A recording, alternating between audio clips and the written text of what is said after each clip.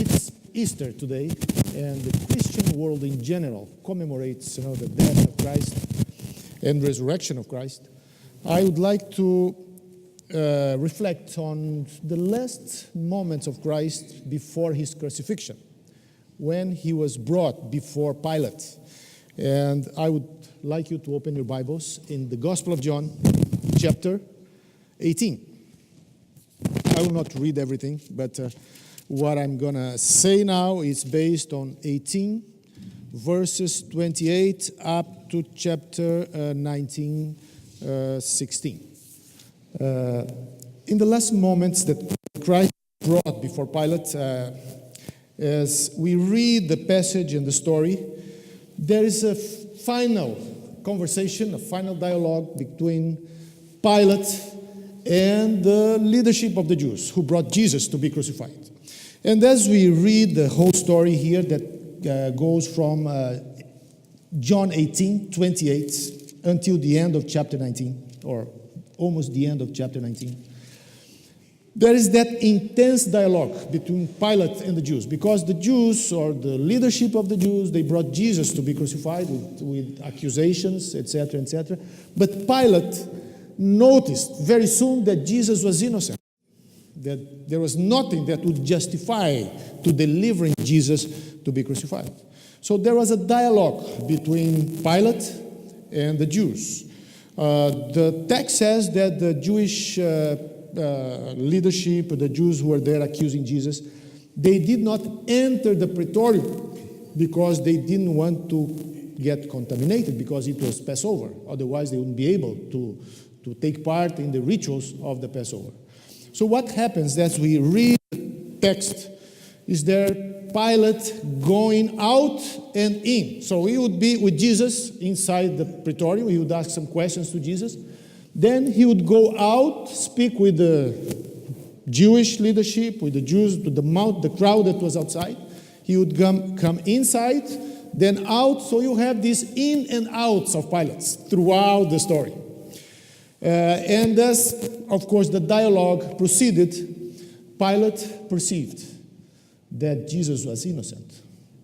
There was nothing in Jesus that would justify sending him to the cross. Pilate, of course, was the representative of the emperor in Judea. And like politicians usually do, he wanted to stay in a good situation with the Jews and with Jesus. So we notice what Jesus is innocent. How can I kill a man like that? So you try to argue with the Jews, and that dialogue goes on and on, up to the point in which the Jews, or the Jewish leadership, put him in a dilemma. And they said to him, and let's go to 19 verse 12, and this is the dilemma of Pilate. 19 verse 12. What it says here. From then on, Pilate sought to release him. But the Jews cried out, saying, "If you let these men go, you are not Caesar's friend. Whoever makes himself a king speaks against Caesar." So now Pilate could no longer continue his negotiations. He had to make a decision: to be a friend of Caesar or to be a friend of Jesus. This was the dilemma of Pilate. He could no longer stay on the fence. He had to decide. Unfortunately, as the story goes on, for Pilate, it says here that very soon, verse 16, then he delivered him to them to be crucified. Then they took Jesus and led him away. So Pilate, because of this decision, he went down through history as a symbol of cowardice, someone who could not stand up and defend the truth. When confronted to that dilemma to be a friend of Jesus or a friend of Caesar, it seems that he didn't think much. He just delivered an innocent man to the cross because he wanted to continue to enjoy the favors of Caesar. Some historians say that in the Roman Empire there was a honorific title, friend of Caesar. So the Caesar would bestow favors and give land and give positions of honor and offices in the empire to those people who he deemed to be his friends. So Pilate had that kind of status. As a friend of Caesar, he was responsible for the province of Judea. He had a small army in his command. He had power. He even controls some of the temple's treasures, and it was a lot of power. So when confronted to that dilemma, Pilate could not stay in the fence, and he delivered Jesus to be crucified. And because of that, probably, people don't put in their children or their sons the name Pilate. I've never met anybody named Pilate. I have seen people named Nero, and other names, Judah, but no one wants to be a Pilate, because probably this is the name that represents lack of courage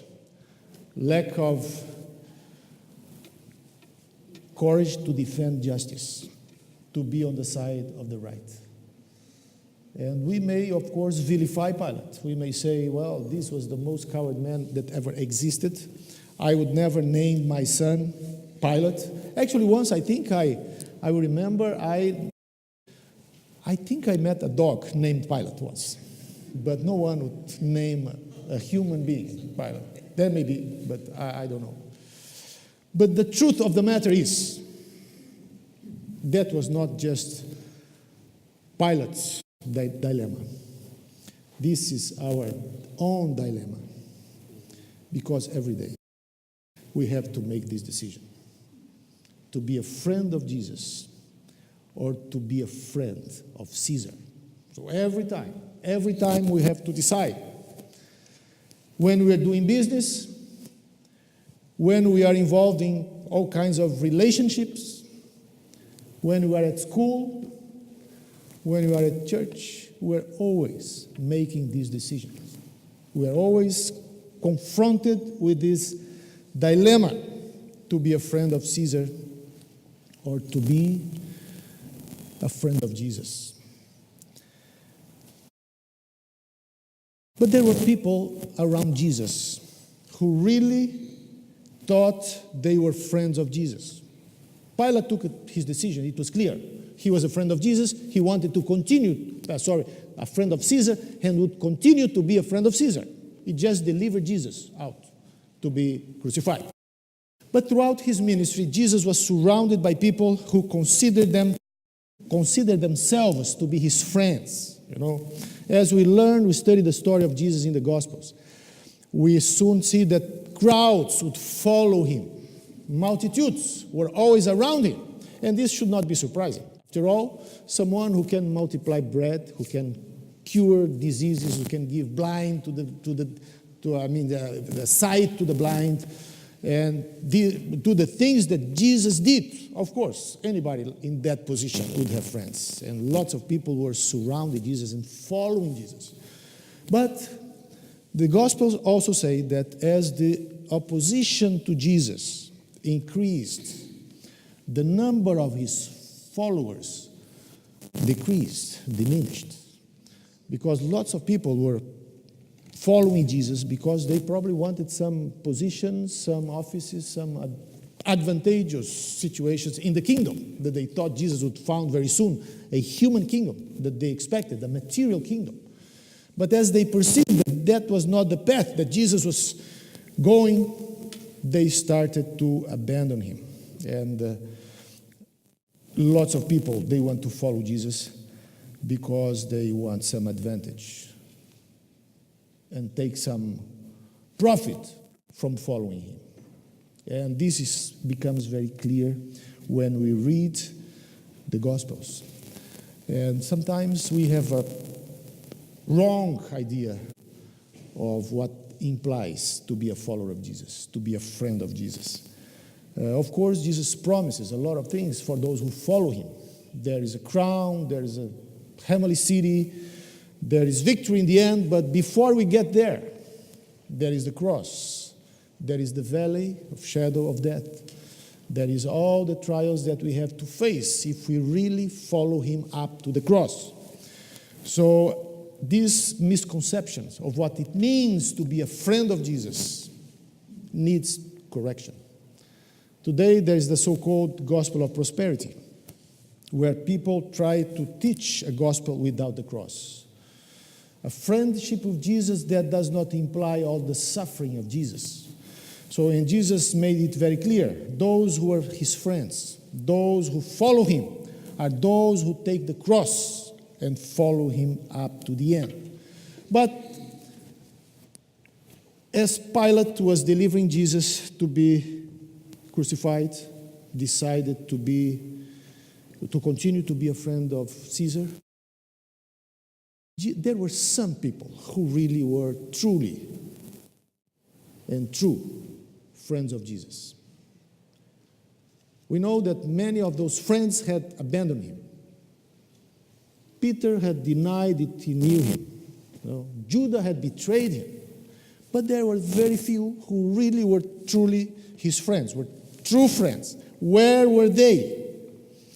At the end of the narrative of the crucifixion in John chapter 19, we learn that the true friends of Jesus, they were there at the cross.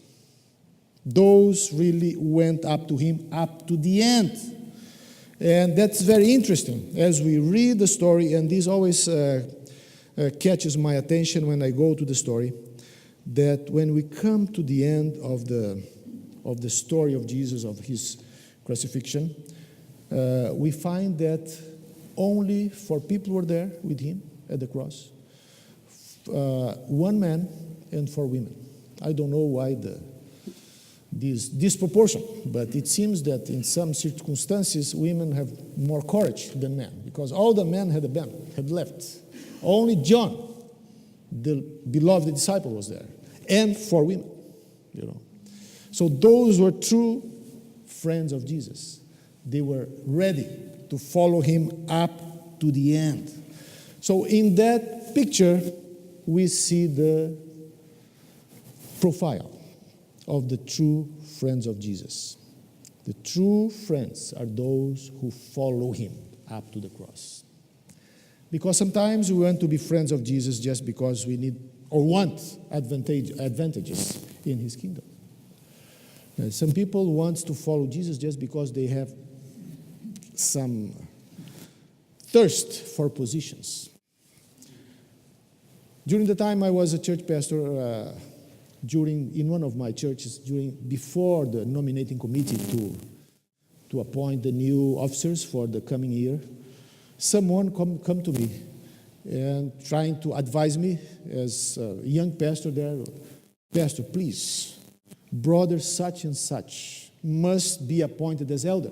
He must continue to be elder, because otherwise he will leave the church. And some people, they like the church as long as they have certain advantages and certain positions. So they are friends of Jesus as long as Jesus can be of profit to them. But according to the Gospels, the true friends of Jesus are those who take the cross and follow him. And as we go through the stories of Jesus and want to read more for the sake of time, we see that Jesus, in his teachings, he establishes what he expects from his friends, the profile of his friends. And he says a few things here which are very, very interesting as he teaches, as he interacts with his friends. And some of the things that Jesus says are very important. The first one I have just mentioned. You are my friends if you follow me, if you are with me up to the cross. Take your cross and follow me. This is very clear throughout Jesus' teachings. But he also says, you are my friends if you do what I command you to do. But what did Jesus command people to do? Of course, Jesus endorsed the Old Testament. He endorsed the law, everything. Everything that was moral, that was obligatory, that was binding, Jesus endorsed. But there are a few things that Jesus says to his followers, which establishes the profile of his friends. One of the things that he says is that we should love one another. And he says, you are my friends if you love one another. And he even says, I give you a new commandment.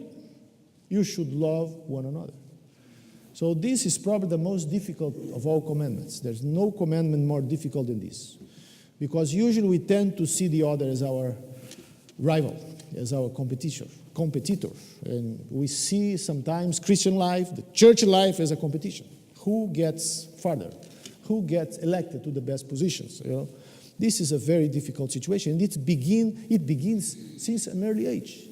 My younger son, when he went to the Pathfinders, not to the Pathfinders, one level below, to the Adventurers, I think this is the term. He was, I think, 5 years old, so he went to the Pathfinders. So he came from the first meeting crying home and said, what's going on, Gustavo? And he told me, well, my friend was elected the captain, whatever there. And I'm just the secretary. So he wanted to be on the top, and he came as a secretary. So he was very, very disappointed. So this is part of human nature. So this is why it's so difficult to love one another. And this is what is implied. If we want to have Jesus as our friend, he says, you have to love one another. This is difficult. It's tremendously difficult. But it's the cost of being a disciple of Jesus. We cannot avoid that. We cannot bypass that, because this is what marks us as a distinct community. And Jesus went beyond that. He also says something even more difficult.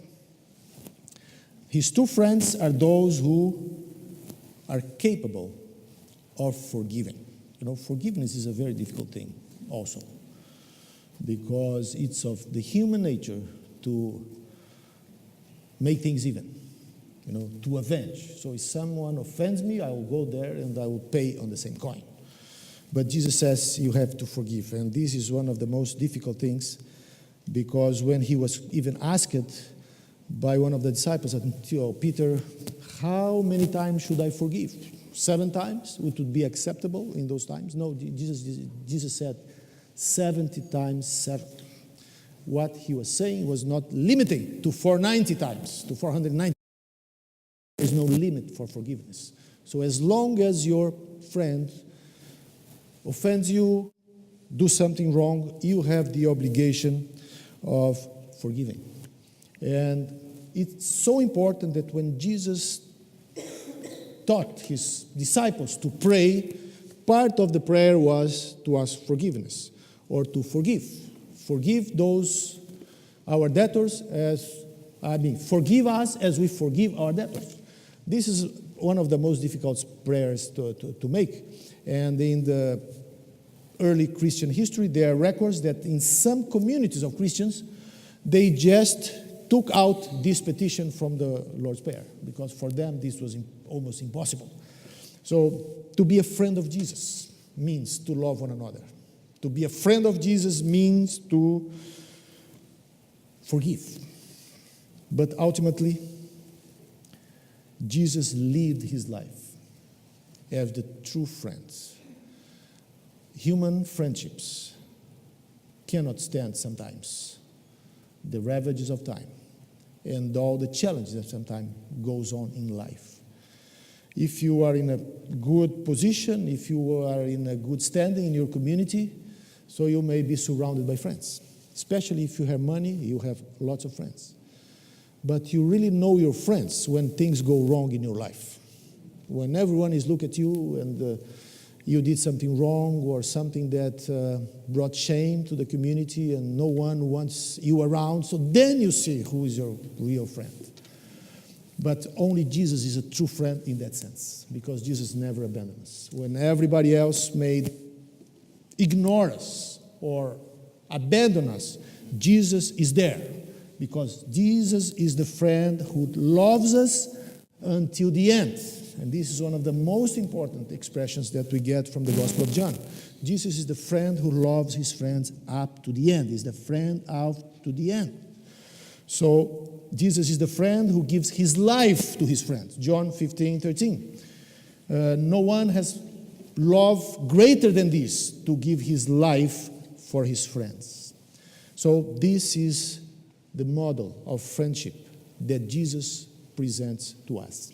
His own life, his own sacrifice that he offered on the Calvary 2,000 years ago on the Passover. He gave his life for his friends.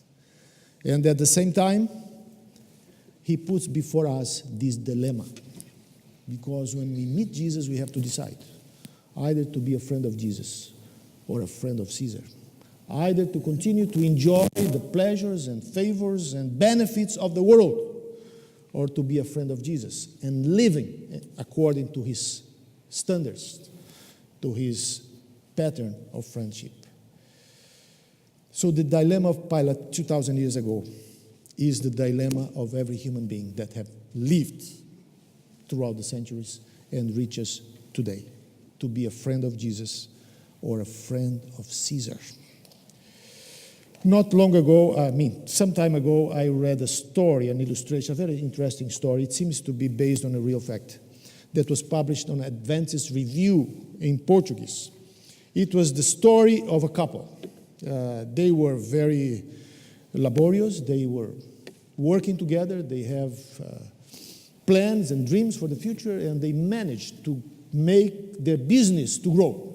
So they really were in a very good financial condition, because the husband worked hard, the wife worked very hard, but eventually the husband, the man, found another lady, much younger than her wife. And he fell in love with that lady, at least he thought he did so. And he came to his wife and explained to her that he was prepared to accomplish other dreams, and he had other plans, and he found out someone who he thought could help him go even higher. And therefore, he had decided to divorce his wife.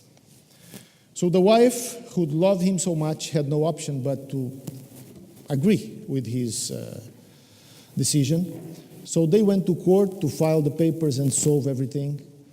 And as they were there sitting and waiting for the judge, the wife was very nervous, and she was twisting her hands, and she was saying to herself, and even probably in almost an audible voice, saying, "I love this man very much, but if he wants to leave me, if this will make him happier, let it be so." And when the judge came to finalize the paperwork so the man could sign and then they could both officialize the divorce, the man thought for a moment and said, "Judge, I have something to tell you. I want to meet you in private before we..." So the judge called him apart. So they went to a separate room, and the man said, "See, I came here to divorce my wife. I was really decided to leave her. But as we were here sitting and waiting for this procedure, I look at her. And when I look at her hands, with the marks of so much work that she has done in our job, she has done for me, I decided not to go ahead. I want to reconstruct and rebuild my marriage, because her hands convinced me that I belong to her." So the hands of Jesus that were pierced on the cross, his arms who were stretched on Calvary, those arms which never crossed in the face of human need and suffering, those are the appeal that he makes. This is what he shows us to receive our friendship and our loyalty. To be a friend of Caesar or a friend of Jesus. What will be your decision?